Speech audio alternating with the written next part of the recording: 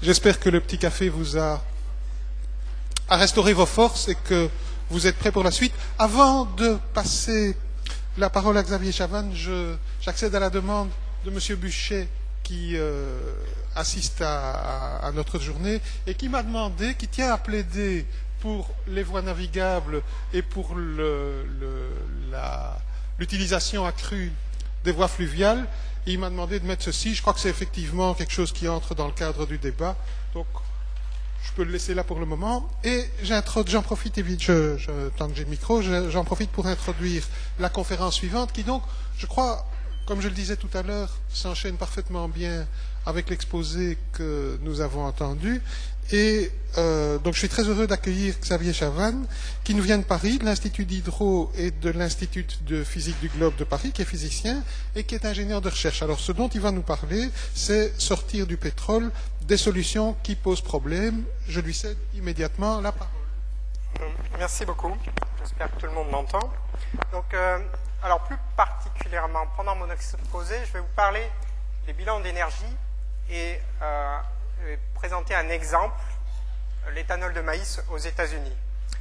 Alors, dans une petite équipe à l'Institut de Physique du Globe de Paris, l'Université Denis Diderot, on a commencé à développer une thématique là-dessus sur l'analyse énergétique pour trouver des indicateurs physiques plus que le prix d'une matière première, puisque en ce moment on a du mal à la formation par exemple du prix du pétrole. Il y a énormément de facteurs de court terme avec des facteurs de long terme. Et il nous paraît utile de définir des paramètres plus physiques pour enseigner l'évolution sur le long terme. Le long terme, ça commence déjà à 5 ans. Mais dans le domaine de l'énergie, où par exemple une centrale électrique, pour le temps de la planifier et de la construire, ça prend presque 10 ans et une durée de vie de 50 ans, il est important d'avoir des notions plus physiques, plus durables.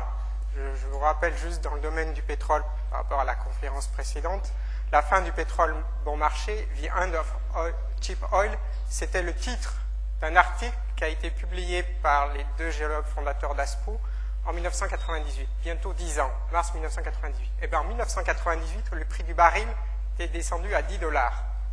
Malgré tout, ces deux géologues avaient publié leurs articles et finalement maintenant tout le monde reprend le titre de cet article. Pourtant, il a été très décrit à l'époque, mais ce n'était pas sur le prix du baril qui s'était fié pour faire leur pronostic. C'était sur ce que vient de présenter M. Vauclence. Donc, pour ma part, je vais vous parler donc, de deux indicateurs sur lesquels on travaille. Le taux de dépense énergétique, donc je vais vous présenter cet outil avec un exemple, et la disponibilité des ressources d'une filière énergétique. Donc il s'agit d'une filière énergétique. Je vais prendre l'exemple de l'éthanol et pour illustrer l'aspect général, je vais prendre la filière bois-énergie et donc l'éthanol ex-maïs. Alors, c'est un travail scientifique qui fait l'objet de publications assez récentes d'ailleurs, puisqu'il a pris quelques années à dépouiller les données et à les analyser. Donc il y a un premier article publié au compte-rendu de l'Académie des sciences à Paris. Donc, je suis co-auteur avec le professeur Frangy, qui vient d'être publié, un autre qui sera à apparaître bientôt, qui porte plus spécifiquement sur l'éthanol ex-maïs. Alors, donc on examine le bilan énergétique d'une filière. Prenons par exemple la filière bois-énergie. On va, dans un taillis, récupérer du bois qui va servir à alimenter une chaudière assez récente. Elle-même, donc, elle va chauffer de l'eau. Donc on peut mesurer l'énergie du bois, c'est ce qu'on appelle le pouvoir calorifique, la chaleur que va dégager, toute la chaleur que va dégager tout le bois utilisé, et puis on va regarder la chaleur, l'énergie de sortir, la chaleur contenue dans l'eau qui sort de la chaudière, par exemple.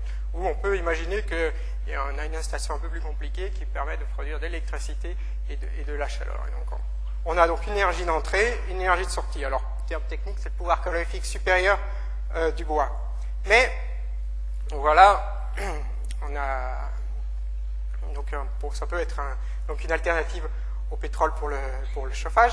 Mais la question qu'il faut se poser, c'est dans cette filière, on a des pertes énergétiques. Alors on a des pertes propres, parce que bon, il y a des déchets de bois lors de lors de l'exploitation.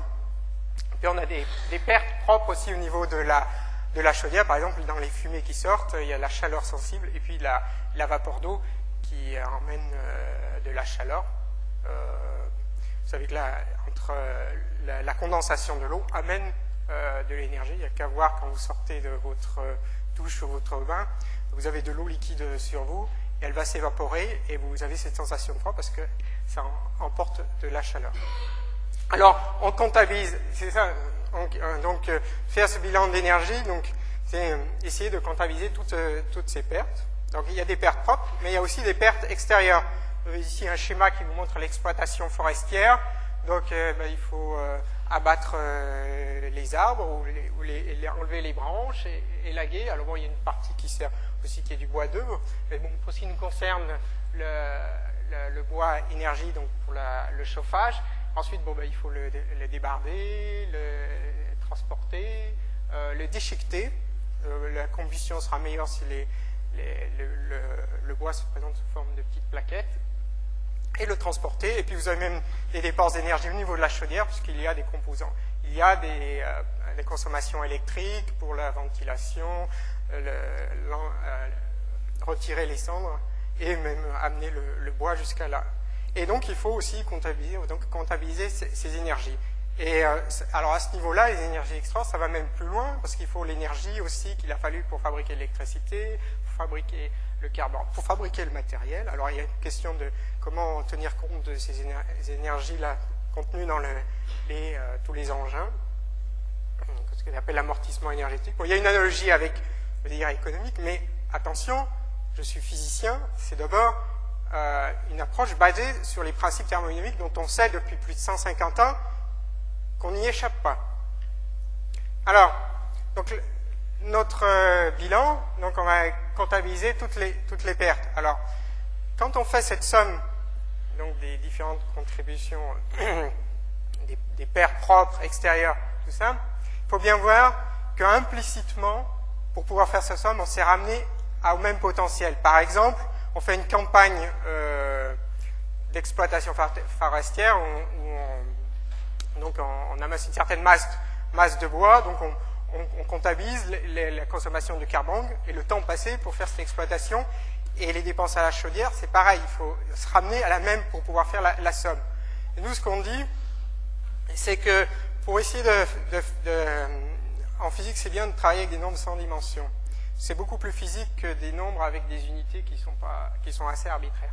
Eh bien, une façon d'estimer ces dépenses, c'est de les ramener par rapport au potentiel qu'on a récupéré, c'est-à-dire l'énergie du bois. Alors, on a fait le choix de ramener toutes ces dépenses à la même énergie d'entrée et de considérer cette énergie d'entrée comme étant, de prendre l'unité d'énergie, 1 joule par exemple de pouvoir calorifique supérieur du bois qu'on a ramené. Donc on ramène toutes les dépenses à ce joule pour pouvoir comparer, ou 100 joules en parlant en pourcent.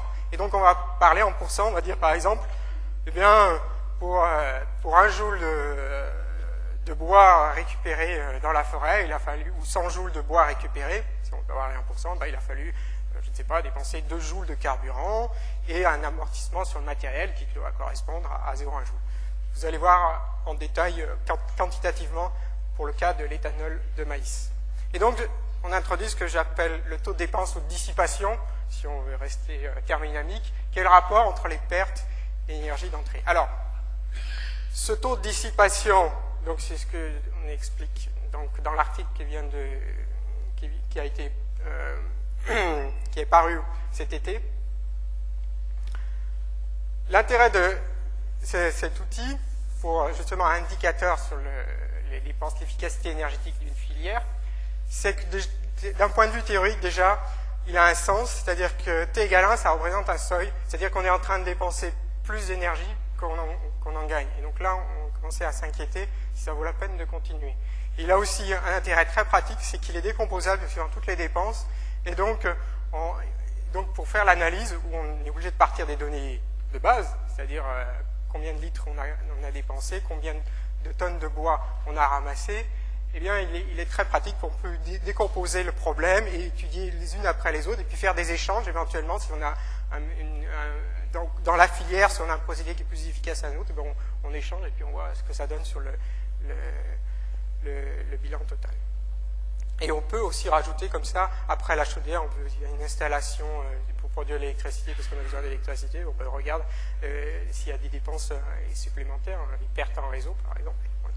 Alors bon, ça c'est, disons, le taux de dépense.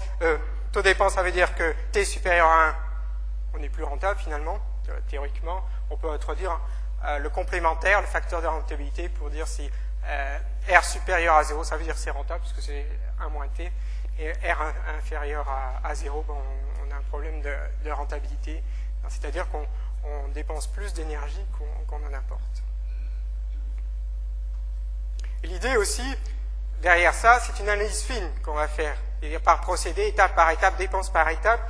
Et l'idée aussi derrière ça, c'est d'avoir un outil qui nous permet de peut-être faire le choix entre une filière, mais même au sein d'une filière, est-ce qu'on peut améliorer les choses? Quels sont les endroits où il faut peut-être travailler parce qu'il a un taux de dépense très élevé? Et puis bon, ben, il y a aussi, comme on est des physiciens, on voit si c'est fondamentalement irréversible, c'est-à-dire on ne peut pas faire grand-chose, ou au contraire, on peut faire quelque chose. Il y a des techniques qui nous obligent à regarder aussi la maturité technologique des procédés.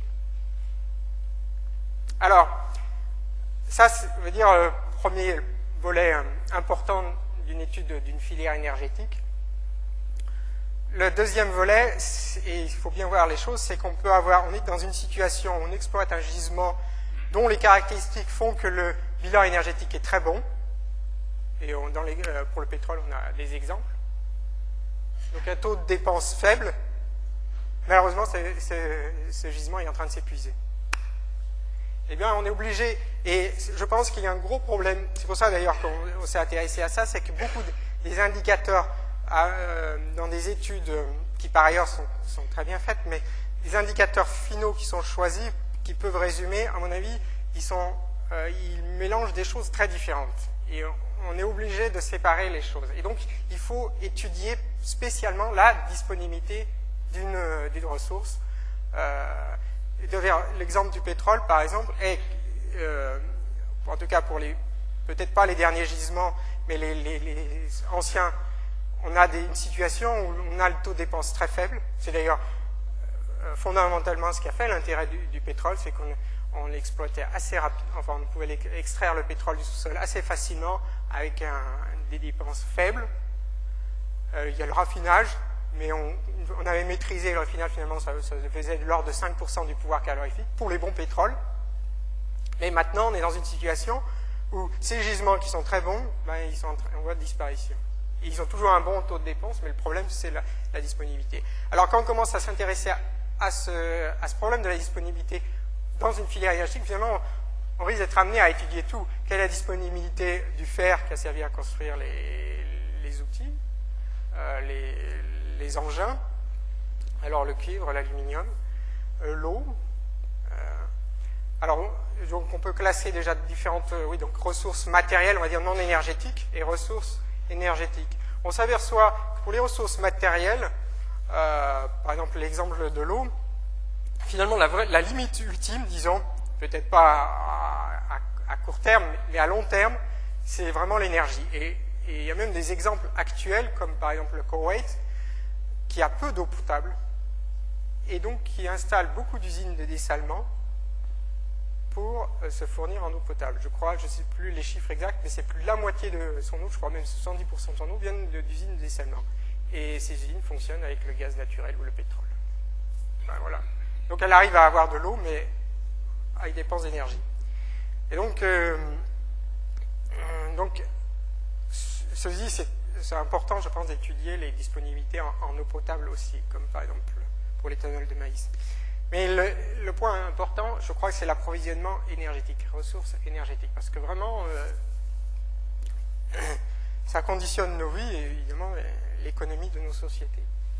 Alors, on peut classer finalement en deux grandes catégories ces ressources énergétiques. Celles qui sont en quantité finie, comme le pétrole, et donc qui vont être soumis, alors vraiment de manière, je veux dire, donc énergie exploitée par l'homme, et dont le profil de production va décrire plus ou moins le pic de pétrole, le pic de Huber, qu'on a vu, dire, donc plus ou moins, parce qu'il y a évidemment les interventions de l'homme qui vont faire, ça peut être beaucoup plus accidenté que ça, mais grosso modo, c'est ça. C'est-à-dire, si on commence à exploiter, donc on a une production en croissance, mais comme c'est une quantité finie, forcément, mathématiquement, on va arriver à une situation où ça va décroître, et donc on sera passé par un maximum.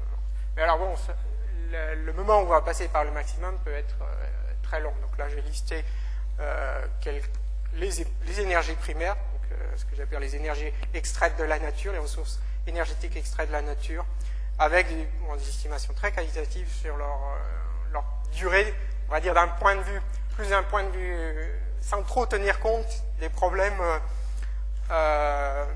politiques et économiques. Les surrégénérateurs, ce sont les surrégénérateurs nucléaires dont on sait depuis 60 ans qu'ils ont effectivement un potentiel énorme. Et puis donc il y a les énergies à flux permanent, donc le soleil et les énergies dérivées du soleil, plus la géothermie, les vents qui, elles, donc, sont caractérisées plutôt par un flux qu'une quantité finie, un flux permanent.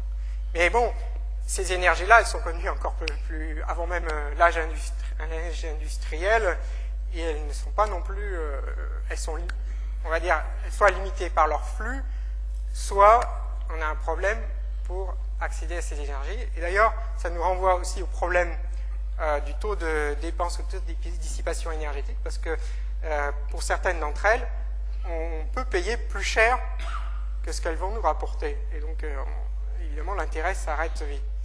Donc, je vais donner vaguement le chiffre pour le bois énergie, puis ça dépend un peu des situations. Je n'ai pas encore fait, sur le bois énergie, bon, je vais présenter qualitativement, je n'ai pas encore fait d'études très fouillées, en partie par manque de données de base. Toujours un peu le problème entre... Mais à mon avis, c'est intéressant d'avoir d'essayer d'estimer le potentiel de ces énergies justement par ces deux indicateurs.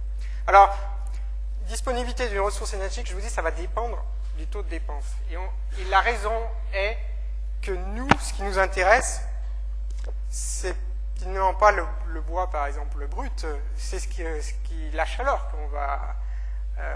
enfin, les énergies finales qui vont nous intéresser, que ce soit l'électricité. Et donc, c'est pour ça qu'intervient dans ça le taux de dépense ou le facteur de rentabilité. Alors, pour faire assez simple, donc, en introduisant quelques équations, donc vous avez E sorti qui est le facteur de rentabilité fois l'énergie d'entrée. Bon, alors je suppose qu'il n'y a pas beaucoup d'énergie extérieure. Si vous avez des gisements où le taux de dépense est 10%, ça veut dire le facteur de rentabilité de 90%, là vous récupérez presque 90% de l'énergie d'entrée. Donc vous n'avez pas une pression trop... Enfin, la pression relativement moins élevée sur ce gisement. Par contre, vous passez, ce gisement C+, vous passez à un gisement où du fait de ses caractéristiques, les caractéristiques du pétrole, mettons, on passe à un taux de dépense beaucoup plus élevé, 70%, ce qui veut dire un facteur de rentabilité de 30%. C'est-à-dire qu'on récupère que 30%, en sortie toujours, donc en supposant qu'on n'ait pas d'énergie extérieure, 30% d'énergie d'entrée. Or, nous, ce qui nous intéresse, c'est l'énergie de sortie, et on ne veut pas changer nos habitudes. Donc la même énergie de sortie, ça veut dire qu'on va puiser 3 fois plus dans la source d'énergie primaire, enfin dans l'énergie primaire. Donc on va épuiser plus rapidement ce gisement. Et je pense, un des exemples qu'on peut en trouver beaucoup, par exemple, c'est le CTL, c'est-à-dire charbon transformé en hydrocarbures liquides, comme ce que font les Africains du Sud, ou les Allemands pendant la Seconde Guerre mondiale. Bon, ben, le rendement était beaucoup moins intéressant que pour le pétrole, donc ils devaient utiliser plus de charbon. Alors bon, je vais présenter l'exemple pour illustrer, quantitatif pour illustrer donc, ces deux indicateurs dont je viens vous parler. Alors, je vais utiliser les unités d'énergie et la tonne équivalent pétrole, étant donné que je pense que c'est la meilleure façon de quantifier les agrocarburants, puisqu'il s'agit de ça,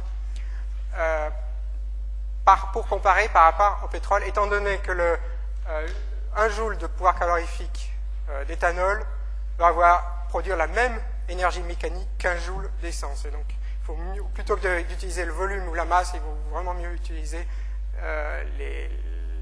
l'unité d'énergie. Bon, là, je choisis la tonne équivalent pétrole, comme ça on comparera directement avec le pétrole. Alors là, je vous fais un bilan pour 2005 des agrocarburants. Alors il y a deux grands, grosso modo, hein, il y a deux grandes contributions, c'est l'éthanol, et de loin d'ailleurs c'est l'éthanol qui est le plus important, qui représentait en 2005 18 mégatep. Donc vous avez les deux principaux producteurs d'éthanol. Alors il s'agit bien d'éthanol d'origine agricole à destination de carburant. Voilà, parce qu'il y a d'autres destinations pour l'éthanol, mais là il s'agit des carburants. Donc je vous ai mis en millions de tonnes, équivalent pétrole, la production des deux plus importants pays, donc à égalité presque, mais enfin comme les États-Unis, ils ont une forte croissance, ils ont déjà même rattrapé et doublé le Brésil. Donc le Brésil, c'est faire partir la canne à sucre, les États-Unis principalement à partir du maïs, et à côté, je vous ai mis leur consommation en essence, puisque l'éthanol est substitut pour l'essence. Vous voyez qu'ils n'ont pas du tout le même profil, s'ils ont la même production d'éthanol, pratiquement, ils n'ont pas du tout le même profil de consommation l'un et l'autre. C'est-à-dire que le Brésil peut remplacer, en plus il a un énorme potentiel, peut remplacer donc sa production, enfin sa consommation d'essence par la consommation d'éthanol. Par contre, les États-Unis, bon. Alors j'ai mis aussi les esters d'huile végétale qui sont surtout développés en Europe, chez nous. Et j'ai mis le cas pour la France, bon, je ne sais pas pour la Belgique, je suis désolé, j'ai aucun chiffre pour la Belgique. Voilà, 0,5 millions de tonnes en 2005, et nous consommons, puisque les esters d'huile végétale, c'est plutôt destiné à remplacer le diesel, et donc on est un peu comme les États-Unis. Et dans le monde, donc 22 millions de TEP, bon là j'ai rajouté la consommation de pétrole, 3000 en 2005, dont 55% pour les carburants. Peut-être c'est un petit peu moins, mais enfin c'est là. Bon, les difficultés de trouver toutes ces données, alors il faut fouiller un peu dans tous les enfin, agences nationales, internationales, etc. Alors, les États-Unis. Alors, vous avez ici représenté des données que j'ai prises sur un puissant groupe de pression qui s'appelle Renewable Fuels Association. Donc, qui fournit la carte des États-Unis avec l'implantation de toutes les usines d'éthanol. Alors, implantation des usines, et même celles qui sont en construction, c'est, comme ils mettent à jour régulièrement, c'est celle de 2007. Donc, vous voyez une concentration dans la jaune, là, je ne sais plus comment, le Corn Belt, enfin la ceinture, la région où on produit le plus de maïs, qui se trouve au nord-centre vers l'est, près des Grands Lacs. C'est d'ailleurs celle-là sur laquelle je vais me concentrer. Vous avez à droite le profil de production de litres, enfin de gallons, puisque voilà, c'est des unités, de milliards de gallons d'éthanol. À droite, j'ai rajouté ce à quoi c'était équivalent en millions de TEP d'éthanol par an. Voilà. Et donc vous voyez que depuis 2000, à peu près, une forte croissance de leur production, correspondant à une relance en 1999. Il faut savoir que l'industrie profite à un appui politique important, ce qui se traduit, donc vous avez M. Bush qui est venu à l'association, là, faire un discours. Mais bon, ça date d'avant lui, hein. Je vous dis, c'est l'époque de Clinton au moins, et l'éthanol aux États-Unis, c'est très vieux. Ça date de Ford. C'était Ford, même les premières voitures de Ford étaient prévues pour rouler à l'éthanol, donc c'est 1900. Mais bon, donc il y a une politique récente de promotion de l'éthanol qui, à mon avis, n'est pas prête de s'arrêter, puisque pratiquement tous les candidats à la présidence des États-Unis soutiennent ce programme. D'ailleurs, l'État, le premier État, l'Iowa, l'État où commence la campagne électorale, est un État fortement producteur d'éthanol. Et donc, ça se traduit par des primes. Alors, il y a beaucoup de subventions, en fait. Il y en a notamment une, la prime fédérale, que j'ai traduite en dollars par TEP, qui est donnée aux raffineurs pour acheter l'éthanol. Donc déjà, on a au moins cette prime qui se compare avec le coût du gaz naturel. C'est-à-dire, vous parce que vous allez voir au cours de l'exposé que les éthanoliers doivent dépenser beaucoup en gaz naturel.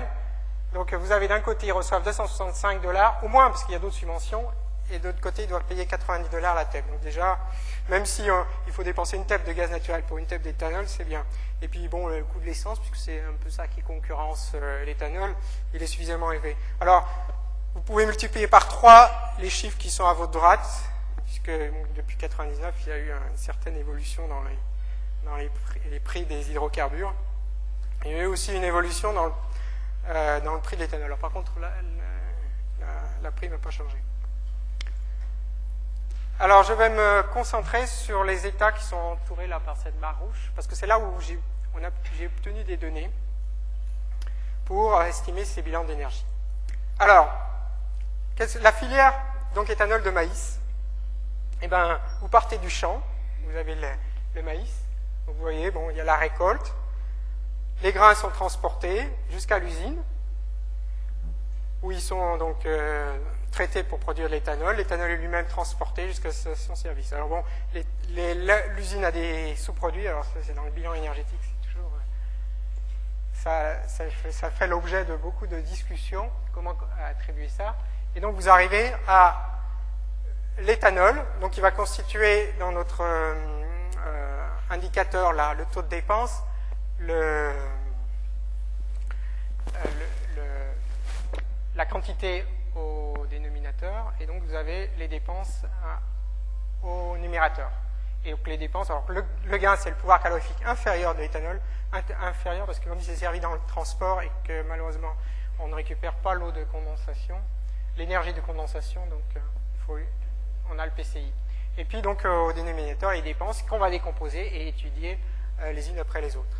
Et puis bon, il faudra tenir compte des gains des sous-produits, enfin l'énergie qu'apportent les sous-produits, donc je vais y venir. Alors, évidemment, bon, le problème de faire un bilan d'énergie, c'est qu'il faut comptabiliser énormément de choses. Par exemple, l'essence, bon, il faut remonter, ou l'électricité, il faut remonter jusqu'au champ, puisqu'il y a des dépenses au niveau du champ, le transport du pétrole, la raffinerie. Et puis c'est pareil pour l'électricité, pour le gaz naturel. Dans l'électricité, en plus, il faut savoir quelle est la part du charbon, quelle est la part du nucléaire, puisqu'ils n'ont pas les mêmes dépenses, etc. Voilà. Et puis vous avez les consommables, les engrais, par exemple, l'engrais azoté. Et puis il y a le matériel aussi, l'amortissement du matériel. Donc ça fait quelque chose de très compliqué, et ça explique pourquoi les gens ne sont pas d'accord.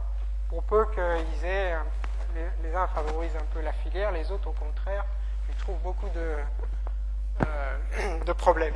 Alors, bon, comme je me suis intéressé au problème il y a bientôt 4 ans, en lisant ces deux premiers articles, bon, ils dataient un peu, mais vous voyez déjà que pour le taux de dépense, vous avez l'un qui estime que c'est à 120%, et l'autre à 83% pour la même chose.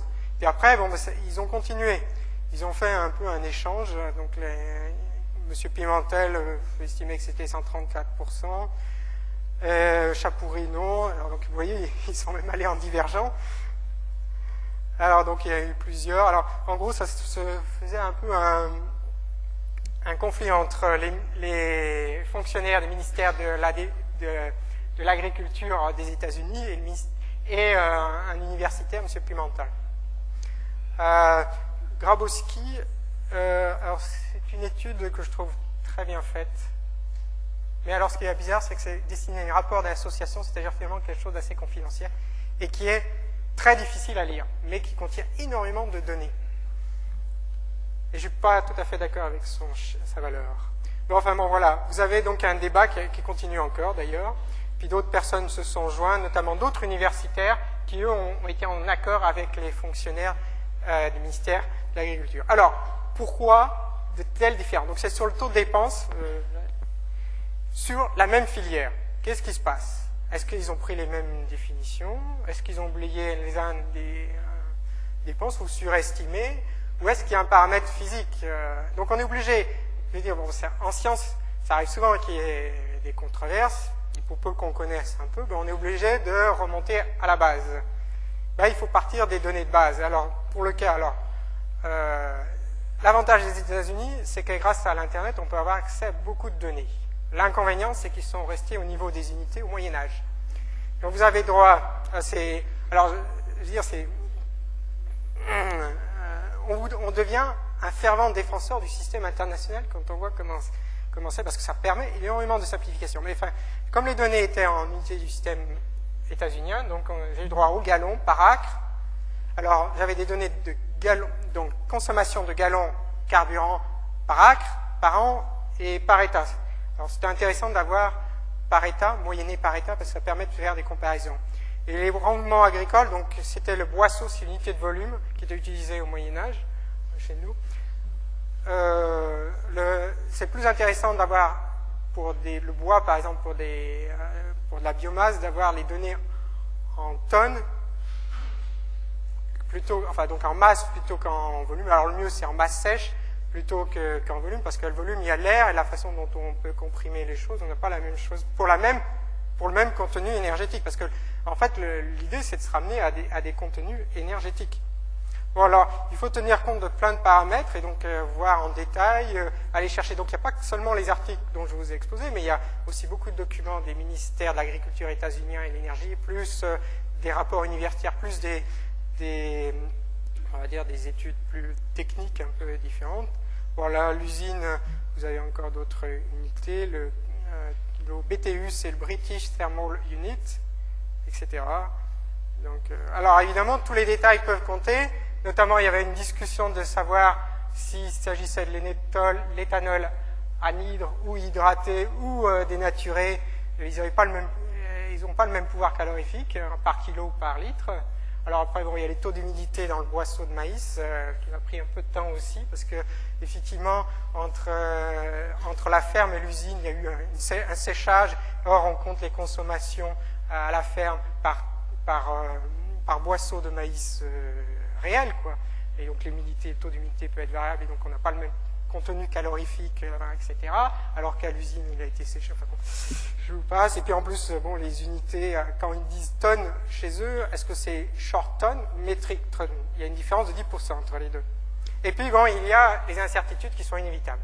Je veux dire, c'est pas possible. Même avec un compteur électrique, un compteur à gaz, il a une incertitude d'appareil, quoi, 1 ou 2%. Donc, même les données bien connues, elles ont des incertitudes. Alors, voilà le résultat de plusieurs mois, années de travail.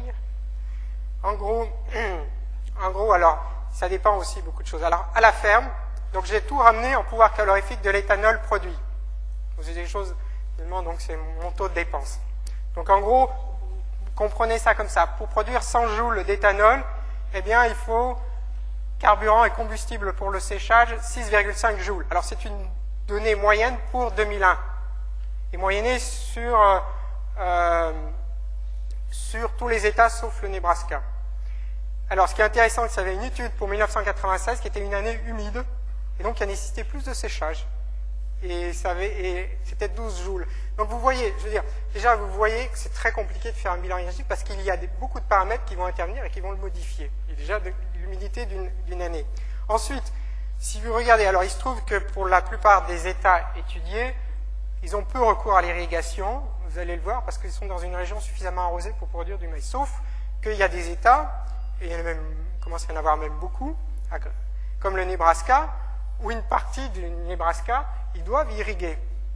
Alors bon, sans aborder le problème de la ressource eau, il y a le fait qu'il faille de l'énergie pour ces pompes, et alors c'est impressionnant, ce sont des données, ça vient des données du ministère de l'Agriculture, et eux-mêmes, d'ailleurs, ils le disent, mais sans aller plus loin, donc les États, enfin les fermes où il faut pomper, consomment énormément d'énergie, c'est-à-dire qu'ils passent de 6,5 à 35%. Alors ensuite, il y a aussi les engrais, les herbicides, alors toujours ramenés en pouvoir calorifique inférieur à l'éthanol, donc ça fait 16%, mais vous voyez que ça peut être très variable d'un État à l'autre, sans d'ailleurs je sache exactement pourquoi. Alors les équipements agricoles, alors bon, là c'est très compliqué à faire. Je l'ai fait pour le tracteur, donc je vais chercher la masse du tracteur, sa durée de vie, et donc comme c'est de l'acier, ben voilà quelle est la quantité d'énergie par tonne d'acier. Et en gros, vraiment très grosso modo, j'ai arrivé à ça. Je ne suis pas allé plus loin parce que je vois que c'est finalement faible. C'est d'ailleurs une chose qui revient souvent, c'est que les dépenses de matériel, finalement, avec l'amortissement, ont une contribution faible s'il y a beaucoup de dépenses, je veux dire, d'exploitation, comme les combustibles et les engrais. Alors que dans un bilan financier, ça va être le contraire. L'équipement agricole va être peut-être plus cher que, par exemple, l'engrais azoté. Alors, par exemple, il faut savoir, l'engrais azoté, le composant de base des engrais azotés, c'est l'ammoniac. Et l'ammoniac, bon, surtout aux États-Unis, est fabriqué à partir du gaz naturel. Eh bien, le prix de l'ammoniac, c'est presque le prix du gaz naturel, la quantité de gaz naturel qu'il a fallu pour le fabriquer. Alors, si le gaz naturel n'est pas cher, ben, l'ammoniac et puis les engrais azotés ne sont pas très chers. Mais d'un point de vue bilan énergétique, les 16%, c'est surtout les engrais azotés. C'est la fabrication. Et alors, autre chose intéressante d'avoir étudié toute la filière de l'ammoniac, c'est que, en tout cas, peut-être pas tellement aux États-Unis, mais en Europe, les usines de fabrication de l'ammoniac à partir du gaz naturel sont arrivées à des efficacités par rapport à l'efficacité théorique. Donc, en faisant un peu de thermochimie, on se rend compte que les bilans énergétiques des usines d'ammoniac, du moins en Europe, sont plus très loin du bilan théorique. C'est-à-dire, elles consomment beaucoup parce que c'est comme ça, les réactions chimiques demandent beaucoup d'énergie. Bon, alors aux États-Unis, il y a le fait aussi que souvent ce sont des anciennes usines, des usines vieilles, et bon, elles utilisent des procédés non optimisés, donc en plus des pensions d'énergie. Les dépenses à l'usine, alors c'est là où les dépenses sont les plus élevées, et c'est un peu inhérent au procédé. Alors il s'agit, c'est le bilan des parcs en 2005. La plupart utilisent le procédé dit à sec, ce qui permet de produire plus d'éthanol. On broie tout et on fait la différence quasiment à la fin de toute la chaîne des procédés, alors que dans d'autres procédés, on sépare avant les différents constituants du grain. Et donc on a toutes sortes d'étapes qui sont détaillées là rapidement. Donc c'est l'amidon qui va produire l'éthanol, mais il faut passer par du sucre. Donc il faut hydrolyser l'amidon. Alors liquéfier, hydrolyser, c'est voie enzymatique. Ensuite fermenter par des levures le sucre et distiller la solution alcoolique. Et sécher les résidus, donc les sous-produits qui vont être destinés à l'alimentation animale. Et on arrive à un coût énergétique ramené donc au pouvoir calorifique de l'éthanol à 70%. C'est énorme. Et tout ça passe beaucoup, parce que c'est des procédés lourds, et notamment le séchage. À cause, par exemple, les levures, c'est un des postes. Hein. Les levures, il leur faut pas plus de 11% d'éthanol, sinon elles disparaissent. Donc, il y a presque 90% d'eau qu'il faut enlever, puisqu'on veut obtenir de l'éthanol anhydre en fin de procédé. Et donc, il faut évaporer toute cette eau. Alors bon, on peut essayer d'améliorer en faisant... Il y a des procédés où on peut gagner de l'argent en faisant plusieurs effets. Enfin. Mais ça reste cher. Alors,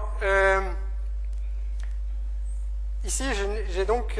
c'est les dépenses d'énergie ramenées au pouvoir calorifique d'éthanol. Alors, il y a les sous-produits. Alors ça donne lieu à d'énormes débats. En fait, il y a quand même, si on réfléchit, si on prend du recul par rapport à ce qu'on veut faire, il y a finalement une seule façon vers laquelle presque tout le monde converge, c'est comment peut-on donner une énergie à ces sous-produits. Alors le problème, c'est qu'ils sont valorisés comme alimentation d'animal, pas comme énergie directement. Mais la façon d'en tenir compte dans un bilan énergétique, c'est de dire qu'ils vont ils vont remplacer d'autres aliments, et donc on va faire l'économie d'énergie pour produire ces aliments.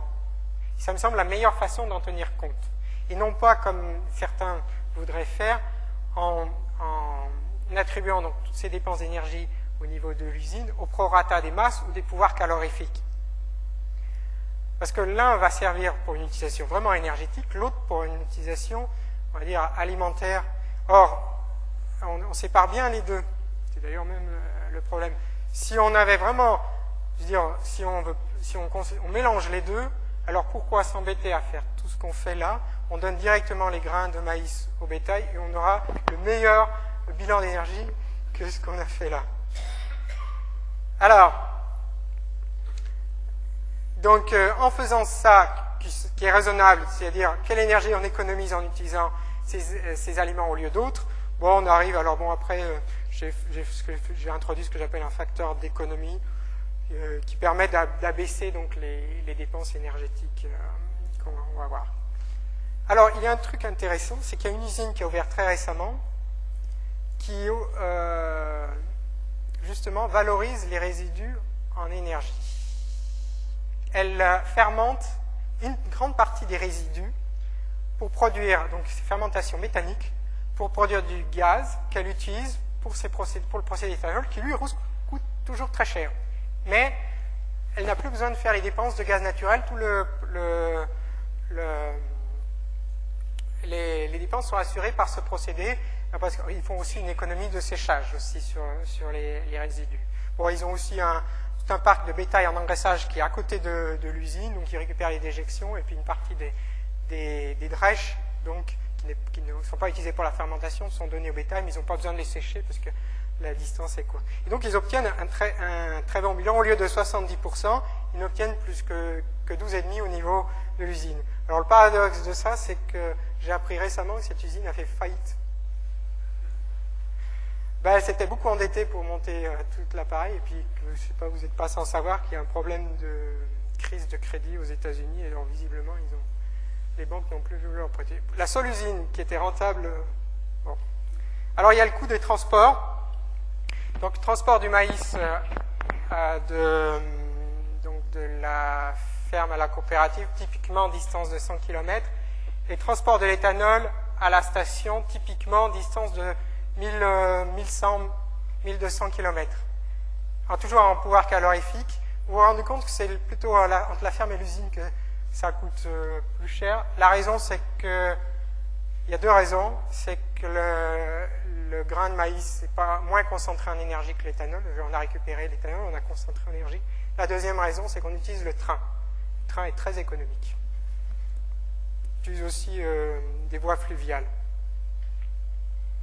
Pour le gros des distances, c'est donc transport comme ça.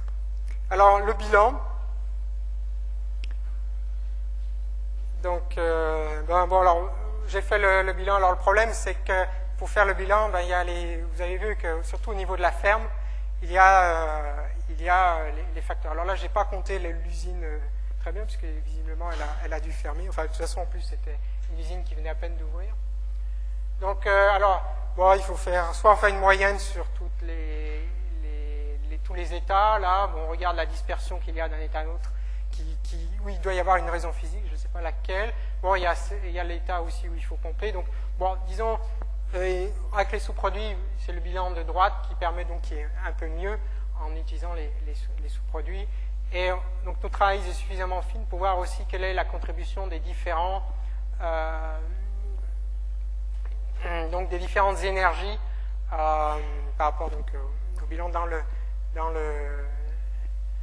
bilan. Donc, le pétrole effectivement est faible. Donc, si on se limite juste au pétrole, on peut dire oui, effectivement l'éthanol permet une bonne substitution au pétrole. Sauf qu'on dépense beaucoup de gaz naturel, comme ce qui a été dit précédemment. En Amérique du Nord, il commence à avoir un problème d'approvisionnement en gaz naturel. Bon, le charbon, c'est moins un problème. Enfin, en termes d'approvisionnement, c'est moins un problème. En termes de climat, c'est autre chose. Alors, à partir de là, on a fait notre bilan énergétique. On peut faire maintenant le bilan carbone. Parce qu'évidemment, sans bilan d'énergie, pas de bilan carbone. Bon, ça, je vous laisse à votre sagacité. Un truc. Alors, ce que j'ai indiqué aussi, c'est le taux de dépense d'essence en utilisant la même méthode pour comparaison et en utilisant les données du département du ministère de l'énergie des États-Unis. Vous arrivez, d'un côté, donc vous avez 86% en moyenne, sans irrigation, de l'autre, vous avez 22%. Donc, en termes d'efficacité énergétique, de bilan énergétique, il n'y a pas de doute, l'éthanol est très mauvais par rapport à l'essence. Je le dis bien, c'est donc en termes d'efficacité énergétique. Après, effectivement, en termes de disponibilité, on vient de le voir, c'est autre chose. Mais le terme de disponibilité, il faut l'aborder directement. C'est pas je ne pense pas que ce soit une bonne façon d'avoir un indicateur agrégé comme ça et de se supposer qu'il n'y a pas de problème de ressources pour l'éthanol. Alors, donc ça, vous voyez, donc le bilan énergie est mauvais. Pour ce qui est du bilan carbone, en fait, le bilan carbone, dans le pétrole, vous devez compter le carbone apporté par la ressource elle-même, par l'énergie d'entrée. Et pas pour l'éthanol, bon, pour la raison que vous devez tous savoir, c'est que donc c'est le carbone apporté par le pétrole, c'est une énergie fossile qui a été entraînée, donc c'est elle qui va accroître la concentration de dioxyde de carbone dans l'atmosphère, alors que l'éthanol, c'est un bilan nul, quoi. On remet dans l'atmosphère, mais on reprend après lors de la croissance. Et alors là, par contre, le bilan carbone est beaucoup plus favorable, on va dire, pas moins favorable à cause de ce bilan d'énergie mauvais, est favorable l'éthanol est favorable au bilan carbone. Mais on ne peut pas uniquement s'arrêter à ça. Alors, en termes de disponibilité agricole, donc deuxième volet de ma présentation, enfin, plus rapide. Alors, déjà, on va commencer par un discours de M. Bush, président des États-Unis, qui a un projet ambitieux de développement des agrocarburants en parlant de 70 millions de TEP pour 2017. Pour l'instant, tout vient du maïs. Alors, bon, déjà, il y a des gens qui rassurent, non, attendez, tout ne va pas venir du maïs. Mais quand même, actuellement, presque la totalité vient du maïs. Alors, l'État, justement, regardons un peu pour l'éthanol ex-maïs. Vous avez donc le nombre d'usines, leur capacité, et puis ce qui est en construction. Et donc vous avez pour fin 2005, fin 2006, fin 2007. Vous voyez que ça croît très vite. Il y a une énorme spéculation qui sont dues aux subventions et à l'appui politique. Il y a beaucoup de gens qui vont dans le marché pour faire de l'argent, quoi. Et donc, sous ces installations, il faut les alimenter. Alors, donc, en gros, on en est à peu près à 14 millions de TEP de capacité actuellement. Alors, un autre point qu'il faut regarder pour la disponibilité agricole, c'est, vous avez les cartes des États-Unis, avec le niveau de précipitation. En fait, c'est la disponibilité en eau. Je vous ai dit, donc, dans le bilan énergétique, juste l'aspect énergétique. Hein. À cause des pompes, il faut beaucoup d'énergie. Sauf les États qui sont bien arrosés, naturellement bien arrosés. Et donc, alors les États qui sont étudiés, là, vous avez deux cartes de précipitation, une pour 2001, une pour 2002. Et couleur verte, on est bien arrosé, couleur jaune et surtout orangé, avec les chiffres qui y a à l'intérieur, c'est des États qui ont souffert, qui ont été moins arrosés et ont souffert de la sécheresse. Et alors, ce que vous remarquez, c'est que finalement, ces États sont assez bien protégés. Alors, en 2001, c'était plutôt les États de la côte Est qui avaient souffert, et en 2002, c'est plutôt l'Ouest, les déserts qui avaient beaucoup souffert. Ces régions sont assez privilégiées en termes d'arrosage, sauf peut-être les États les plus à l'ouest, justement, et en particulier l'État du Nebraska, ce qui explique pourquoi cet État doit dépenser tellement d'énergie pour irriguer. L'irrigation est quelque chose d'important pour le maïs qui consomme beaucoup d'eau. Et 2002 a été une année finalement assez mauvaise et ça se voit sur le rendement agricole. Là, vous avez sur cette courbe l'évolution du rendement agricole en tonnes de maïs par hectare. D'ailleurs, j'ai ramené aussi en TEP d'éthanol, l'équivalent donc en TEP d'éthanol par hectare par an. Alors, ce qui est très intéressant, donc toujours on s'intéresse à la disponibilité agricole, il y a le rendement agricole, donc par hectare, sans regarder le nombre de surfaces accessibles. Alors, ce que vous voyez, oui, vous avez l'évolution du rendement agricole sur 150 ans aux États-Unis. Ça, c'est intéressant aussi de voir que c'est une évolution finalement sur le long terme qui croît, bon, pour les raisons qui sont indiquées ici, plus d'engrais et sélectivité des plantes. Alors, disponibilité agricole, bon, ça c'est le rendement agricole, il augmente petit à petit, donc il faut en tenir compte. Les surfaces arables, voilà en gros les surfaces arables aux États-Unis, qui ne bougent pas beaucoup. En plus, déclarent officiellement 185 millions d'hectares, en réalité c'est 125 millions d'hectares. Et vous avez la répartition des différentes cultures, maïs, soja, foin, blé. Donc ça c'est les surfaces arables, hein, ce n'est pas les prairies, ni les forêts, ni les déserts. Hein. Et voilà les utilisations pour le maïs. Donc il faut, en termes de disponibilité pour l'éthanol, il faut considérer tout ça. Donc ça c'était en 2004, ministère de l'Agriculture. Et donc vous avez la part de l'éthanol dans l'utilisation du maïs. Et vous voyez qu'une grosse part c'est l'élevage. Et une part non négligeable c'est l'exportation. Il faut savoir que les États-Unis sont le grenier à blé, à maïs et à soja du monde.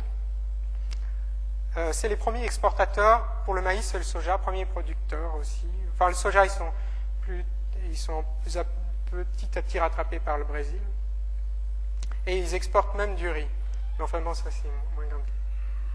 Alors intéressant. Donc revenons à la production d'éthanol. Donc je vous ai, bon, il y a beaucoup de chiffres ici. L'évolution en termes de production en millions de têtes. Et à côté, vous avez la quantité de maïs que ça nécessite, alors ramenée par rapport à la récolte totale, et la surface nécessaire, tenant compte des progrès dans le rendement agricole. Alors on arrive jusqu'à 2006. Alors en 2006, on a eu quand même 40 sur 268 millions de tonnes de maïs produits, 44 millions destinés à l'éthanol. Alors il s'est passé que c'était un peu juste. Pourtant il n'y avait pas eu une mauvaise récolte. Hein. Tout d'un coup, il y a eu une pression énorme sur les autres usages du maïs. On n'avait pas planté assez de maïs. Il n'y a pas eu assez de maïs pour les éleveurs. Donc il y a eu une hausse des prix du maïs. Il a fallu prélever sur les réserves et beaucoup de gens ont été mécontents. Même Pepsi-Cola et Coca-Cola n'étaient pas contents parce qu'ils utilisent des sucres issus du maïs. Alors, que ça ne le tienne, on a planté plus de maïs l'année suivante. Surtout, les prix avaient augmenté. Donc ça devenait intéressant. Voilà.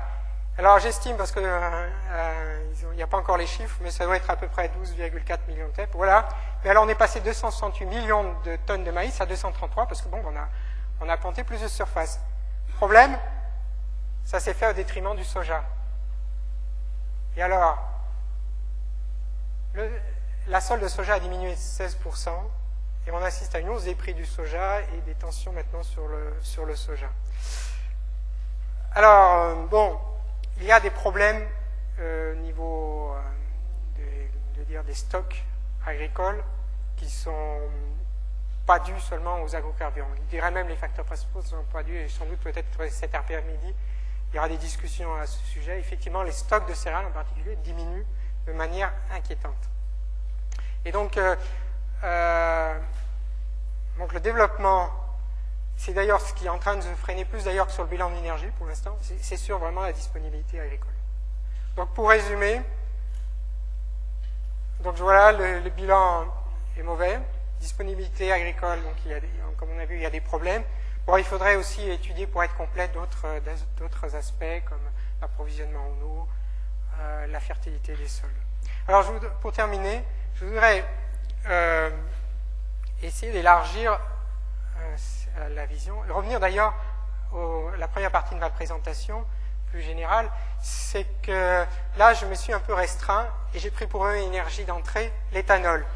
Plus rigoureusement, il faudrait partir pour énergie d'entrée de la biomasse. Et ensuite, il faudrait considérer différentes filières. Quel est le problème ici? On a de la biomasse, avec son pouvoir calorifique par unité de masse, par exemple, et de l'autre, on a les transports. Et on a d'autres choix que le moteur à combustion interne. Et donc, l'idée d'utiliser ces indicateurs que sont à la fois la disponibilité et le taux de dépense, c'est de considérer toute la filière. Et l'outil peut, et tenir compte en particulier de l'efficacité du moteur électrique sur le moteur thermique, à combustion interne, même en tenant compte de batterie. Voilà. J'ai indiqué quelques chiffres de disponibilité par hectare par an pour la canne à sucre, 9 têtes, pour le maïs, 3,5, ce qui explique aussi pourquoi au Brésil, ils ont une avance sur les États-Unis, parce que c'est un climat tropical aussi. Voilà. C'est la fin.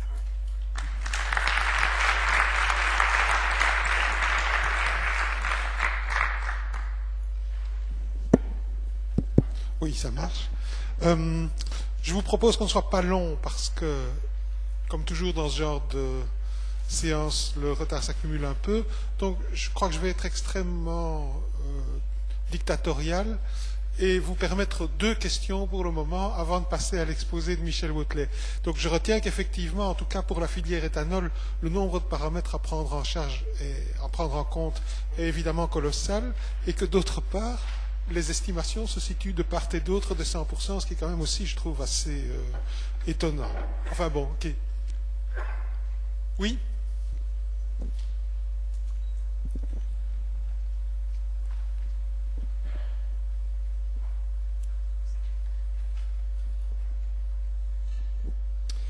Oui, bonjour. Donc, Olivier Gérard de la Fédération Wallonne de l'Agriculture.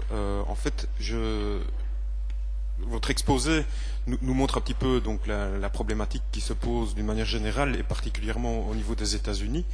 Je trouve que ça serait en tout cas intéressant de pouvoir avoir également certaines données concernant des industries qui vont produire du biocarburant en Europe. Et je tiens quand même particulièrement à préciser que, en ce qui concerne la Belgique et particulièrement la Wallonie, les 2 usines de production de biocarburant que sont Wans d'une part pour le bioéthanol et Feluy d'autre part pour ce qui concerne le biodiesel ont des rendements au niveau de l'usine. J'ai vu que dans votre slide que 70% de la consommation en gros de l'énergie pouvait être faite au niveau de l'industrie aux États-Unis à cause du fait en fait qu'ils utilisent parfois du charbon, du gaz naturel pour. En fait, ma question en fait est surtout que en fait les industries qui sont en Europe sont quand même relativement beaucoup plus performantes que celles qui sont aux États-Unis, et si vous regardez celles qui sont en Wallonie, elles le sont encore particulièrement plus du fait de l'utilisation de coproduits pour leur approvisionnement énergétique. Enfin, c'est une remarque plus qu'une question, mais ce serait intéressant d'avoir votre avis.